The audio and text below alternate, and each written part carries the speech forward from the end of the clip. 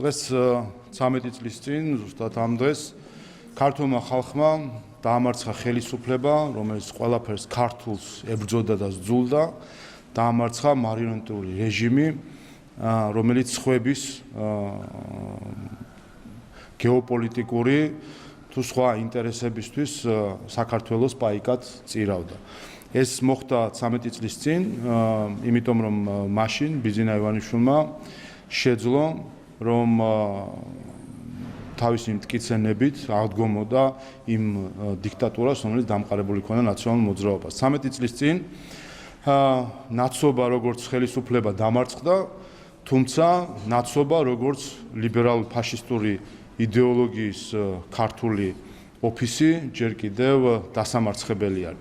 და ამას ხედავთ ჩვენ თუ როგორ მოქმედებს ეს ლიბერალ-ფაშისტური იდეოლოგია, ეს არის გამოწვევა დღეს მთელი მსოფლიოსთვის, ხედავთ ჩვენ ამერიკის შეერთებულ შტატებში იგივე იდეოლოგიის მატარებლები, რომლებიც სიძულვეს თესავენ და მათი დამარცხებაც როგორ ასე ვთქვათ რთული არის მათ შორის ამერიკის შეერთებულ შტატებში. ეს არის იდეოლოგია, რომელიც გულისხმობს სხვათა დროშების ფრიალს, რომელიც გულისხმობს სხვაგან ქვეყნის, საკუთარი ქვეყნის დასმენას, რომელიც გულისხმობს სიძულვილის თესვას, ეს იდეოლოგია არის ჯერ კიდევ დასამარცხებელი.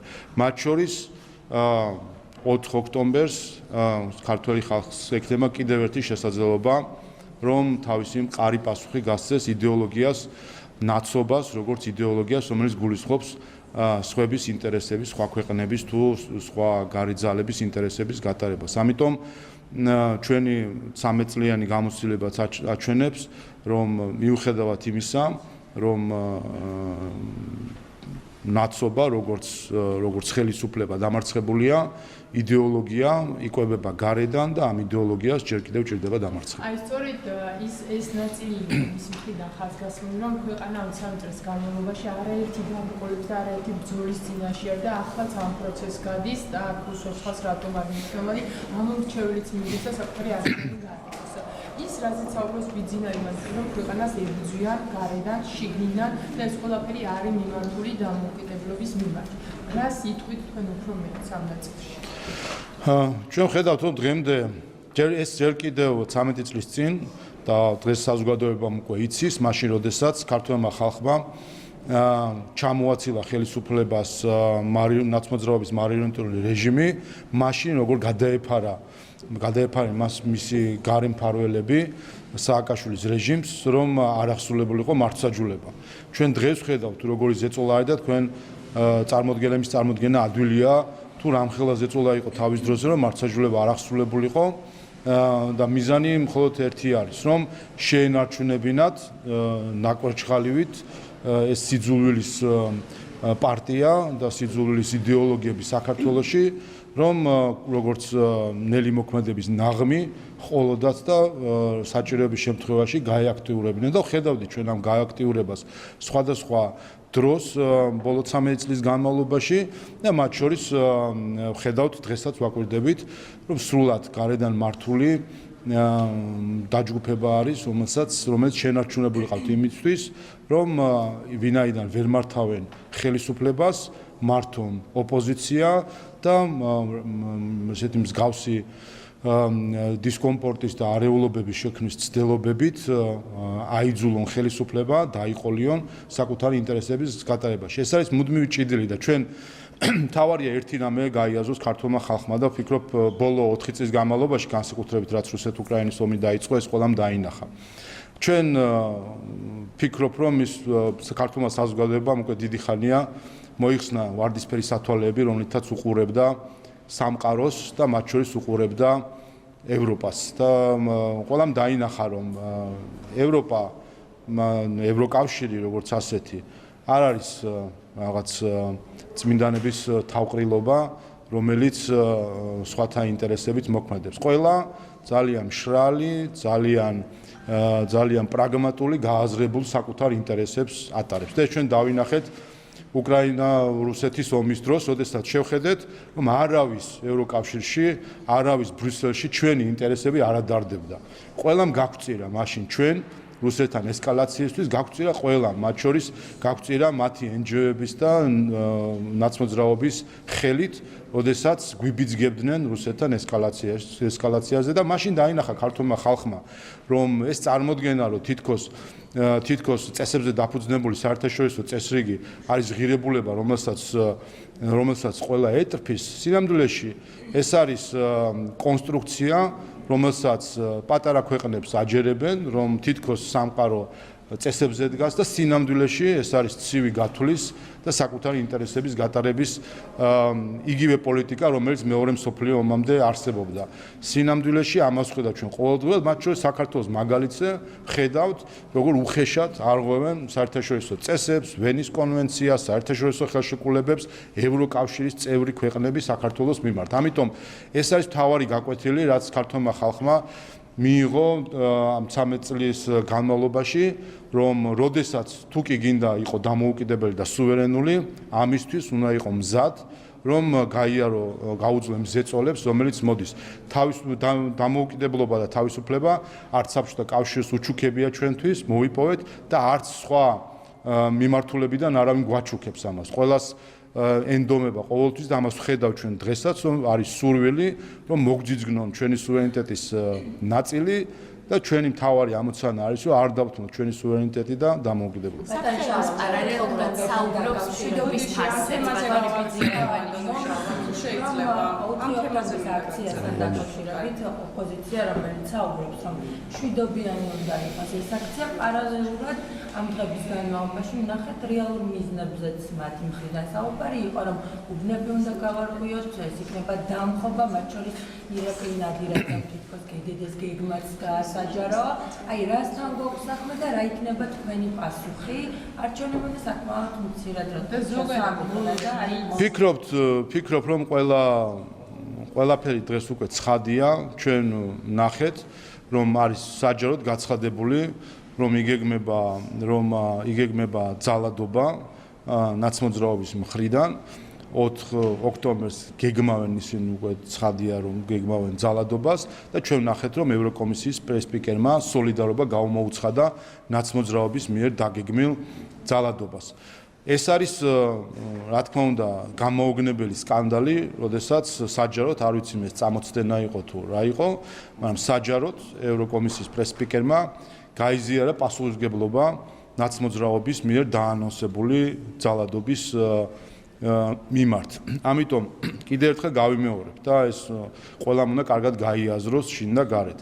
4 ოქტომბერს ნებისმიერი ძალადობა, რაც კი მოხდება ნაცმოძრაობის და აქციის ორგანიზატორების და მონაწილეების მხრიდან, ამაზე პასუხისმგებლობა გაზიარებული აქვს ევროკომისიას მისი სპიკერის სახით, შესაბამისად ევროკავშირის საელჩოსაც, რომელსაც ამასთან დაკავშირებით რაიმე გამიჯვნა არ გაუკეთებია. ამიტომ ყველას ვეუბნები კიდე ერთხელ, მოხდება ერთი ფაქტიც ძალადობისა, ერთი ქვაც გაისვრიან, აღარ ვსაუბრობ მოლოტოვის კოქტეილებზე და სხვა პიროტექნიკაზე, რომელიც ესე როგორც ჩანს ევროპული ღირებულების ერთ-ერთი ქვაკუთხედი არის, მოხდება ერთი ფაქტიც, რაც ფაქტიც მოხდება, ამაზე პასუხისმგებელი იქნებიან ისინი, ვინც სოლიდარული არიან მოძალადეების მიმართ და რაც შეეხება სახელმწიფოს ძალიან მშვიდად და საქმიანად აკვირდება შესაბამისი სამსახურები,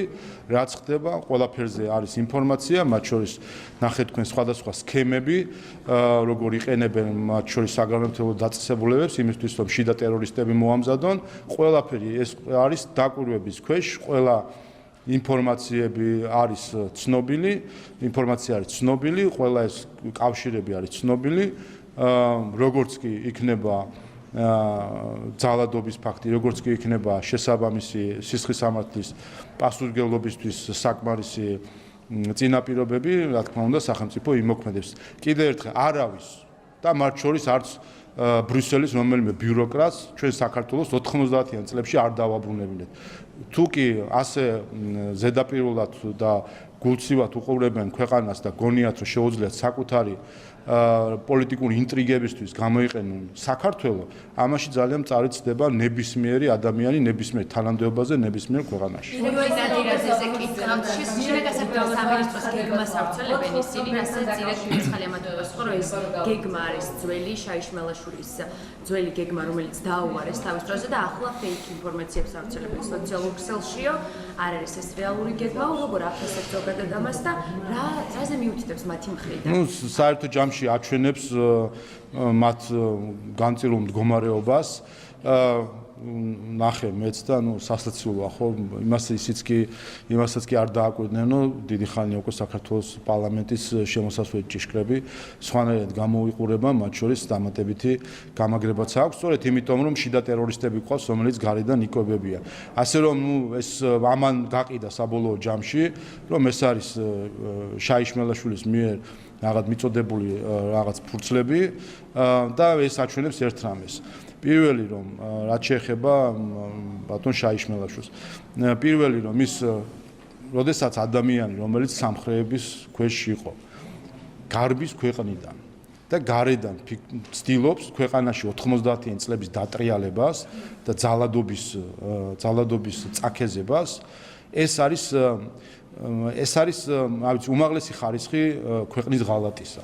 როდესაც სამოქალაქო პირი ჩადის ღალატს, ეს ერთია, მაგრამ როდესაც ადამიანი სამხრეების ქვეშ თავის სამშობლოს ღალატობს, ძალიან კარგია რომ იქ არის სადაც არის, იმიტომ რომ ის ამ საზოგადოების ნაწილი ვეღარასოდეს ვეღარ გახდება, როდესაც სამხრეების ქვეშ ყოფი ადამიანი, რომელმაც ამ პერიოდი გაატარა სამხრეებში და ფორმაში, როდესაც ასეთი ადამიანი საკუთარ ქვეყანაში ცდილობს რომ დაატრიალოს 90-იანი წლების უბედურება და ტყვია გავარდეს, ასეთ ადამიანს არაფერი ესაქმება ქართულ საზოგადოებაში, იყოს იქ სადაც არის და ვინც მას რთავს და ასე ვთქვათ ეთერს აძლევს, მათ მორალურ პოზიციასაც კარგად აჩვენებს და მათ შორის ვინც მას იფარებს.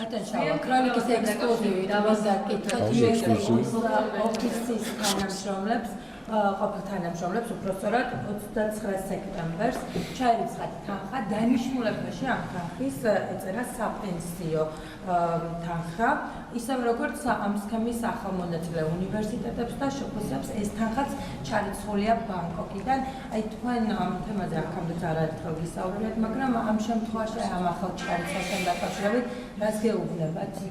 ვერ გეტყვით ხა ის რომ USAID პენსიაზე გავიდა ეს უკვე ვიცით და ძალიან კარგი რომ როგორც მას უწოდა ამერიკის ადმინისტრაციის ერთ-ერთი წარმომადგენელი ეს თაღლითური ორგანიზაცია იხურება და ძალიან კარგია რომ ასეთ თაღლითურ ორგანიზაციას აღარ ექნება შესაძლებლობა საქართველოში მავნე ოპერაციების განხორციელებისა ჩვენ ვიცით წარსულიდან რომ USAID იყო მთავარი დამფინანსებელი და რესურსების მიმწოდებელი საქართველოში არეულობებისა ჩვენ ვიცით რომ 2020 წლის პარალელური დათვლის გაყალბებაში მონაწილეობდა USAID ჩვენ ვიცით რომ 2024 წლის პარალელური დათვლის შედეგების არ გამოქვეყნებაში მონაწილეობდა USAID ჩვენ ვიცით რომ კანვასის ტრენინგები სადაც შიდა ტერორისტებს ამზადებდნენ ეს იყო დაფინანსებული USAID-ის მხრიდან ეს იყო ერთი დიდი თაღლითური ორგანიზაცია რომლის მთავარი მიზანი იყო სხვა ქვეყნებში არეულობის შეტანა და საქართველოს ამ მხრივ მათ შორის დაფინანსების რაოდენობის მხრივ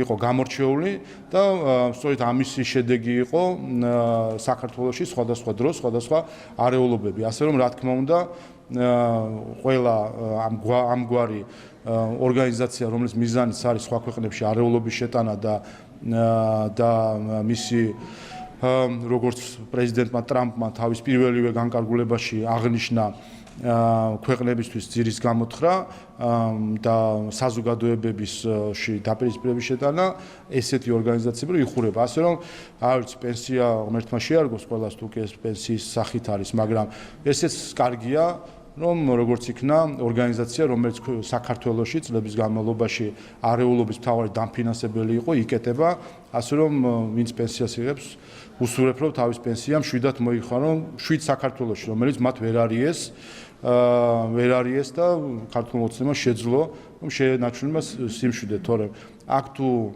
ავყვებოდით ჩვენ იმას, რასაც USAID აფინანსებდა და აქ 90 წლებს დაატრიალებდნენ კანონსების დატრენებული შიდა ტერორისტები, ის არც ის პენსია შეერგებოდათ და არ ვიცი რა სად იქნებოდნენ კიდევ მეთოდი.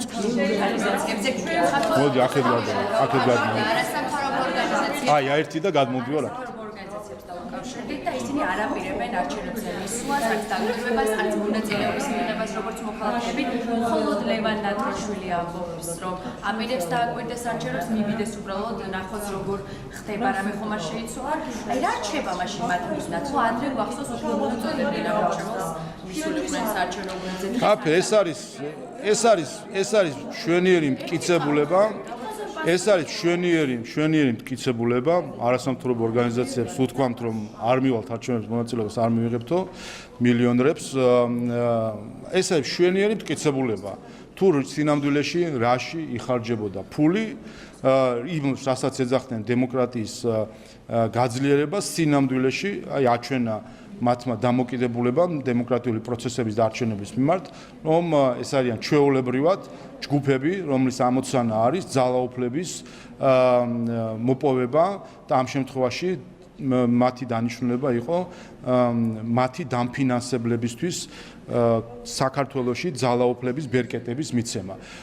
ეს არის კარგი მაგალითი ამისა. თქვენ გახსოვთ, რომ 2024 წელს საპარლამენტო არჩევნების წინ ყველა ეს არასამთავრობო ორგანიზაცია ჩართული იყო აქციაში, თუ რა ვიცი, ჰქონდა თავი ღონისძიებები, რომ გამოდით არჩევნებზე, მიიღეთ მონაწილეობა არჩევნებში, მე მივდივარ არჩევნებზე, ასე შემდეგ და მილიონები დაიხარჯა ამ ყველაფერში უცხოური ფული. წელს კი ამბობენ, რომ ეს ყველას პირადი საქმე არის, თითქოს არჩევნებზე წასვლა. ეს აჩვენებს კიდევ ერთხელ, რომ ჩვენ ამ ორგანიზაციების სახით სინამდვილეში უცხოური დაფინანსებით ყავს არა დემოკრატიის მხარდამჭერები და გამძლიერებლები, არამედ ყავს ანტიდემოკრატიული ორგანიზაციები, რომელთა მთავარი მიზანი არის სახელისუფლებო ბერკეტების მოპოვება და მათი გაზიარება, მათი დამფინანსებლისთვის და უცხო ძალებისთვის. ასე რომ ეს არის მომენტი, როდესაც თავადვე აღიარეს, რომ ესენი არიან, რომ ეს ორგანიზაციები არიან დემოკრატიის მტრები და მათ შორის მათი მიზანი არის ამ არჩევნებზე ქართველი ხალხისთვის საარჩევნო უფლების განხორციელებისთვის ხელის შეშლა.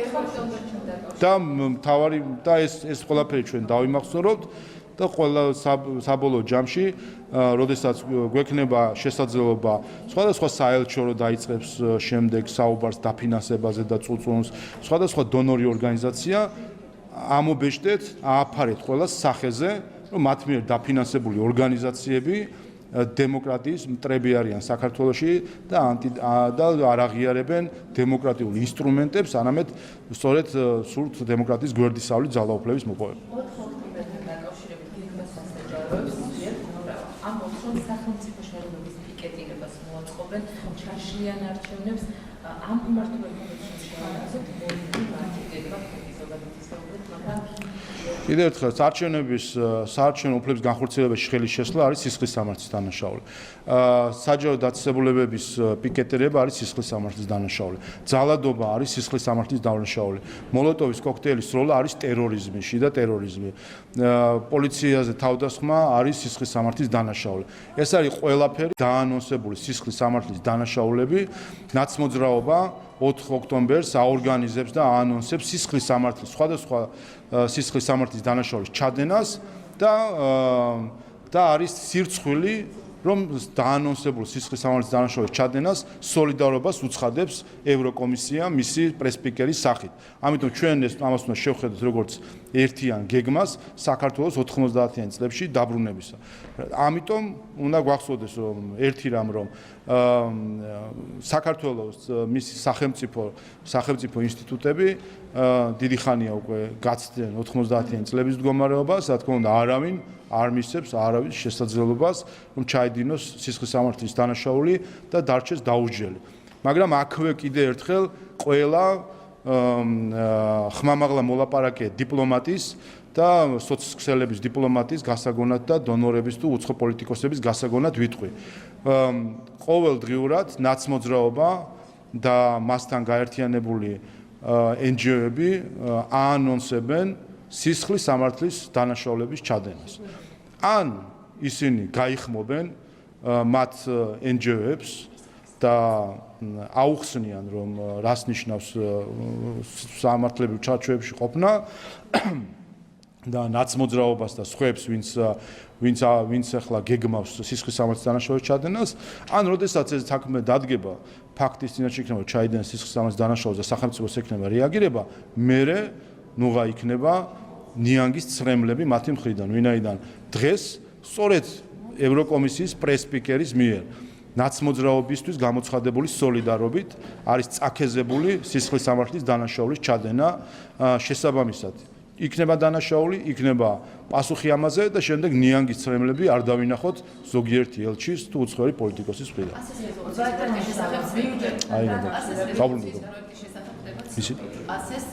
ევროპის საბჭოს რეზოლუციის პრაქტიკაზე. ორი მიმართულებით აქვს შეგიძლია პირველი უკავშირდება პარტიების აკრძალვის თქვენს გეგმას, რომელსაც კრიტიკულად ახასებს ეს რეზოლუცია და აღნიშნულია, რომ ეს არის ერთპარტიული დიქტატურის დამყარების მცდელობა საქართველოში.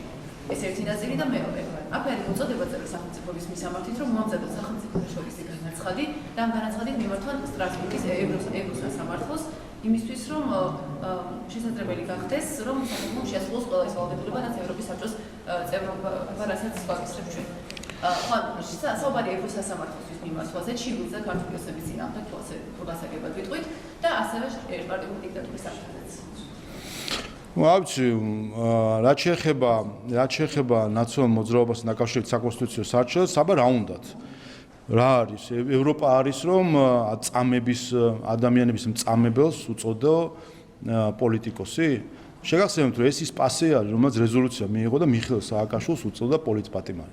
ასე რომ მათი მორალური სტანდარტი ბევრად უფრო დაბალია, ვიდრე ქართული სახელმწიფოებრიობის და ქართული ღირებულებებისა. ამიტომ ჩვენ რა თქმა უნდა ამ დონეზე ვერ დავალთ იმ მორალურ სტანდარტზე, რომელიც გულისხმობს მიხეილ სააკაშვილის პოლიტპატიმრად მოხსენებას, რაც იკადრა თავის დროზე პასე.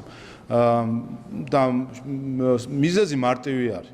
პასე გახლავთ სხვადასხვა ქვეყნების პარლამენტის წევრების კრებული და კი ვაკვირდებით, როგორი პარლამენტის წევრები არიან, აგერ აქ ყავდნენ 2024 წლის 11 ნოემბერს არჩევნებიდან ერთ კვირაში ყავდნენ რამდენიმე ქვეყნის საგარეო კომიტეტების ხელმძღვანელები და მათ შორის შვედეთის ხელისუფლების წარმომადგენელმა კომიტეტის თავმჯდომარემ ხალხს მოუწოდა მაიდნისკენ.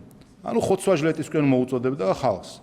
ასე რომ კიდევ ერთხელ და შესაბამისად ეს ხალხი არის ზუსტად პასეში წარმოდგენილი და სამწუხაროდ პასეს იყენებენ როგორც საკუთარი პოლიტიკური ინტრიგების მიღწევის ინსტრუმენტს და პოლიტიკურად მოტივირებულია შესაბამისად ამგვარი პროექტები. რაც შეეხება თავად პროექტს, მე გავეცანი და სასწაულია, რომ რამდენიმე აბზაცი არის და ყველა აბზაცი არის ტყუილი.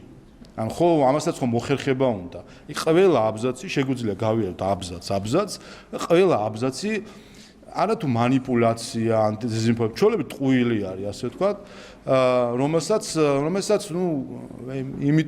ამიტომაც გვაქვს საერთო ჯამში ასეთი მდგომარეობა, რომ აღარ არსებობს სამწუხაროდ ზოგიერთისთვის რაიმე სტანდარტი ღირებულებებისა, არის მხოლოდ პოლიტიკური მიზანი და პოლიტიკურ მიზანს არგებენ შემდეგ ასეთი სახის ტექსტებს. რაც შეეხება შინაარსს და პოლიტიკურ პარტიებს კიდევ ერთხელ შევეხები, ხომ?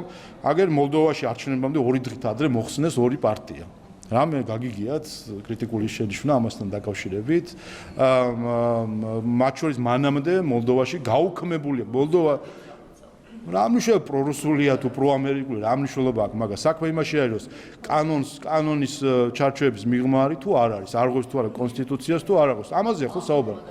ხო, ანუ აი ხო მათ შორის ხო აი უყურეთ ბევრი ამას იტყვა და ბევრი იმას იტყვა და ამიტომ არსებობს საკონსტიტუციო სასამართლო ჩვენ საქართველოს პარლამენტმა ჩაატარა საპარლამენტო გამოძიება ნაცმოძრაობის რეჟიმთან დაკავშირებით, რომელიც გამოძიების გარეშე თითოეულმა მოქალაქემ თავის თავზე გადაიტანა თუ რას ნიშნავს ეს რეჟიმი, შესაბამისად განიხილავს ამას საკონსტიტუციო სასამართლო და მიიღებს თავის გადაწყვეტილებას და როდესაც პოლიტიკურად მოტივირებული გამოსარჩელებაა ნაცმოძრაობის მიმართ, იმ ხალხის მხრიდან, რომელიც მიხეილ სააკაშვილს უწოდეს პოლიტპატიმარს, პასეს რეზოლუციით. რა თქმა უნდა, ხა ასეთ პუნქტებს ჩვენთვის არანაირი ღირებულება არ აქვს.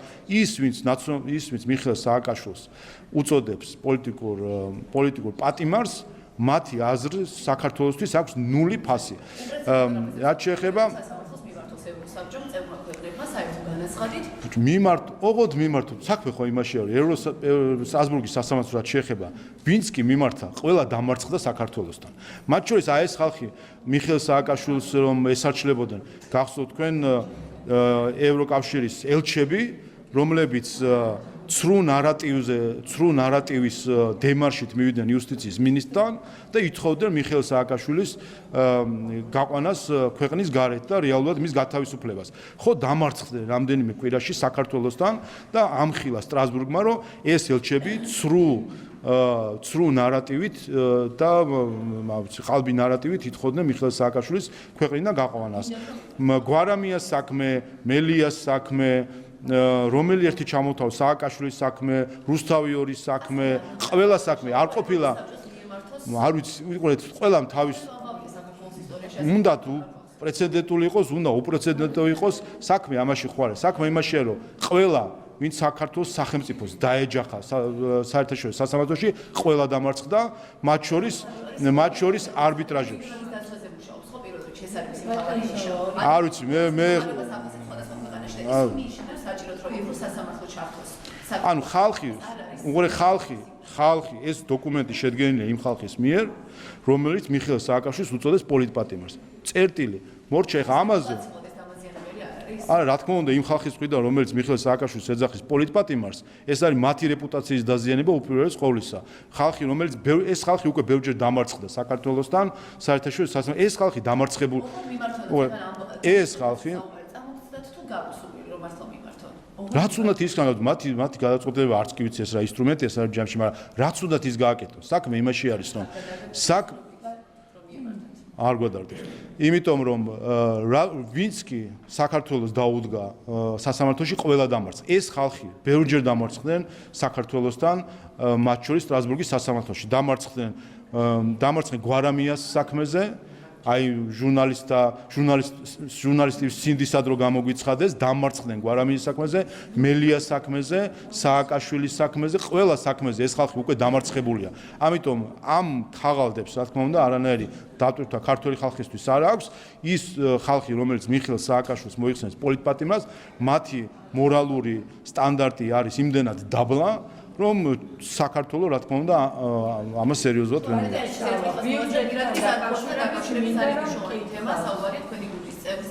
რომლის ოჯახის კომპანიასაც ეგავებიან ბაღებისა და სკოლების ტენდერების აღებას, შემდეგ ამ ტენდერების შეუსრულებლობას და შესაბამისად მილიონების ხალხაზეა საუბარი. ბიუჯეტიდან. თქვენივე შესაბამისი უწყებები არავინ არ ედავება თქვენ გინდათ იგივე სახის ყალბი ამბავი შეთხზათ რაც 2 წლის წინაც ზუსტად იგივე კომპანიაზე იყო საუბარი მაშინ ირაკლი ზარქვამ ყველას გასცა სათანადო პასუხი ამ კომპანიასთან დაკავშირებით რომელიც თავის დროზე იყო მისი ოჯახის წევრის მისი იყო არანაირი კავშირი ამ შემდეგ რა ვიცი ამ ხელშეკრულების შესრულებასთან მას ჰქონდა ამაზე განცხადება კიდევაც და ეხლა არის ცდელობა რომ იგივე დეზინფორმაცია და ყალბი ამბავი შემოატრიალოთ ხელახლა. იმ დროს იყო ირაკლი ზარქვას ოჯახი ამ კომპანიის მფლობელი, როცა მათ აიღეს ტენდერი, როცა მოიგეს ტენდერი.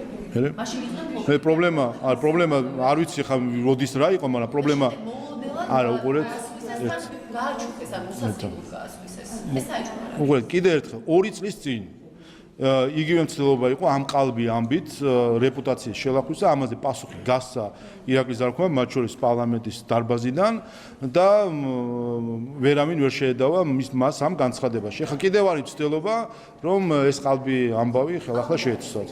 თავისთავად გასცა ამაზე იმიტომ რომ არანაირი კავშირი მის ოჯახის წევრებს აი ამ ხელშეკრულების შესრულებასთან არ ქონდა. როგორ არის ახლა გიპასუხებ უსმენდით შალვა პაპუაშვილს. პრემიერ